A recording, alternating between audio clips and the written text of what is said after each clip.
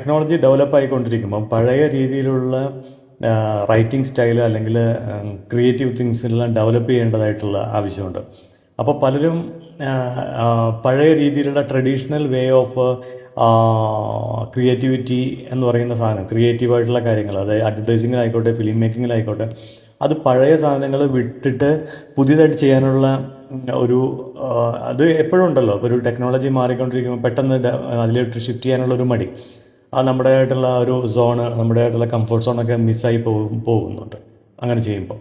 പക്ഷേ അത് പേടിച്ചിട്ട് കാര്യമില്ല. നമ്മൾ എന്താണെങ്കിലും AI വരുമ്പോൾ AI പോലെ AI യൂസ് ചെയ്തിട്ട് എഴുതുക, ഒരു കമ്പാനിയനായിട്ട് AI ഒരു സ്ക്രീൻ പ്ലേ എഴുതുകയാണെങ്കിൽ AI കൂടെ കൂട്ടുവെച്ചിട്ട് എഴുതാൻ പറ്റുന്ന ഒരു രീതി, അതൊക്കെയാണ് ഇനിയുള്ള കാലങ്ങളിൽ നടക്കാൻ പോകുന്നത്. അപ്പോൾ നമ്മളിപ്പോഴും അതിന് പ്രിപ്പയർ ആവണം എന്നാണ് എൻ്റെ ഒരു അഭിപ്രായം.